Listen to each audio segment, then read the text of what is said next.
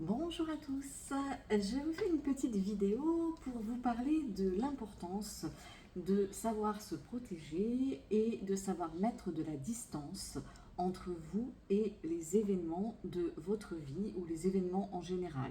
Donc ça peut être ce que vous vivez au quotidien, dans votre famille, dans votre couple, ce que vous vivez au travail, mais ça peut également être des événements plus généraux, des événements qui concernent le monde, des événements qui concernent les actualités.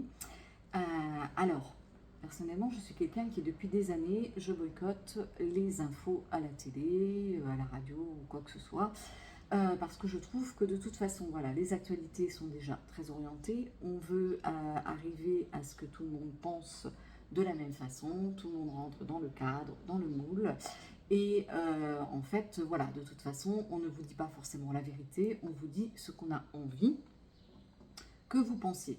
Donc, et en plus de ça, c'est également très très anxiogène puisque la plupart du temps, les actualités, ce sont des mauvaises nouvelles, les catastrophes, que ce soit des catastrophes naturelles, des tueries, des accidents, des guerres.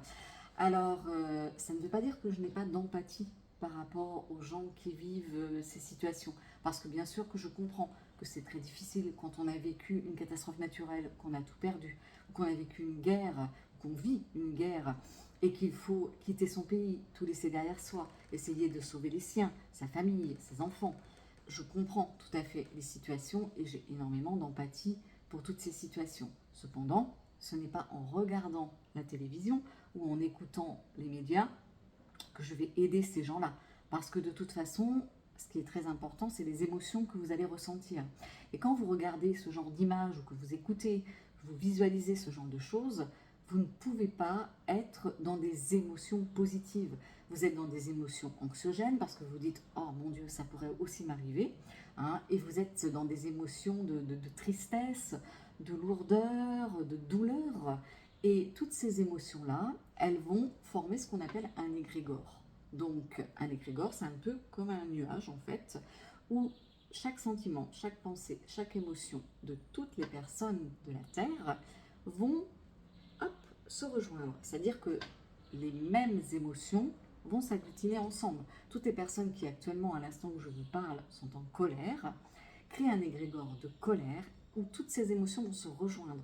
Donc plus il y a de personnes en colère, plus l'égrégore est puissant et plus il va être également, on va dire, contagieux, puisque vous allez vous connecter à cet égrégore, vous allez parfois ressentir cette émotion alors que vous n'êtes pas forcément concerné, mais les gens qui sont par exemple très empathiques, qui n'arrivent pas justement à se protéger, à mettre de la distance, à mettre des barrières, vont se sentir impactés par tout cela, alors qu'en fait, ils ne sont pas touchés par la situation.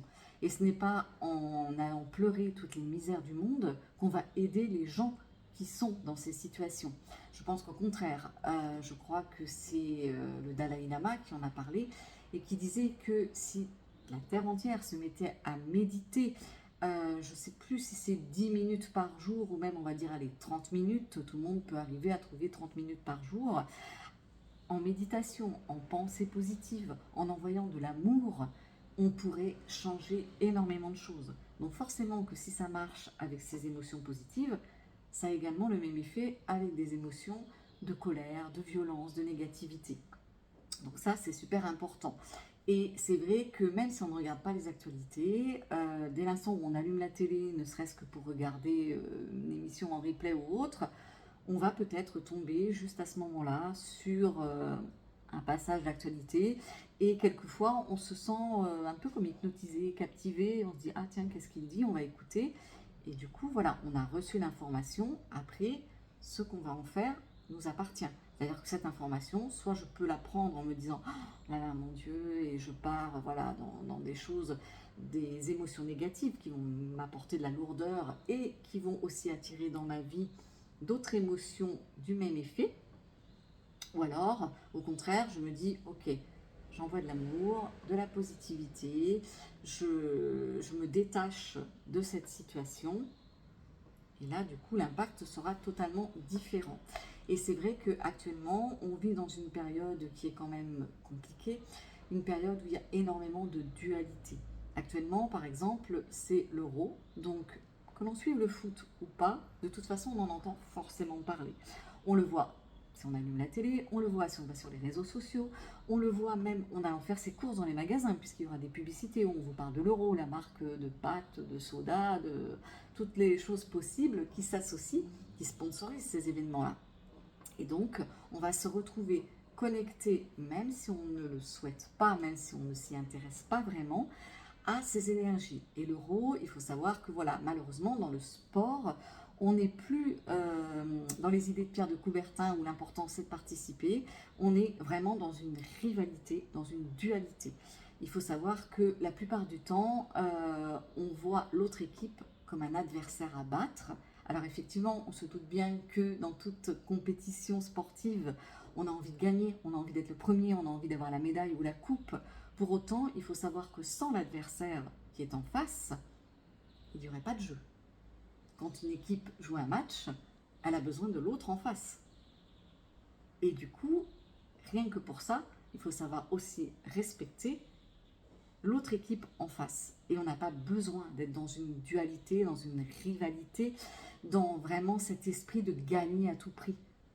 On peut travailler sur le fait de, voilà, je souhaite gagner la compétition, je souhaite être le premier, mais on peut le faire en ayant de bonnes valeurs.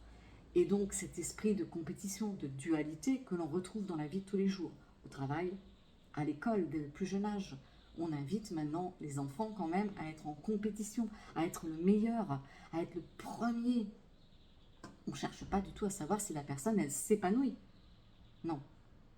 Et ça, c'est vrai que mine de rien, par rapport à tous ces événements, donc en plus de l'euro, nous avons également actuellement les élections, où là aussi, il y a un tas de choses qui sont véhiculées à la télé, sur les réseaux.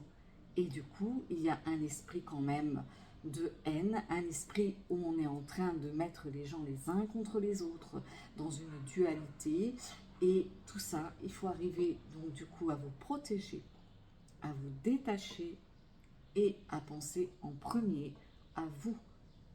Parce que ça, personne ne le fera pour vous. C'est à vous-même de penser à vous, de vous protéger, de vous détacher, de vous dire ok, ça, je ne vais pas le nier, ça existe, mais comment ça m'impacte? Qu'est-ce que je peux faire pour ne plus être impacté par le côté négatif des choses? Donc pensez bien à tout ça, soyez dans la positivité, dans l'amour, envoyez des belles pensées et avec tout ça, on pourra créer un merveilleux égrégore et c'est ainsi que le monde pourra changer. Voilà, je vous souhaite une excellente journée, je vous fais plein de gros bisous et je vous dis à très bientôt. Ciao, ciao.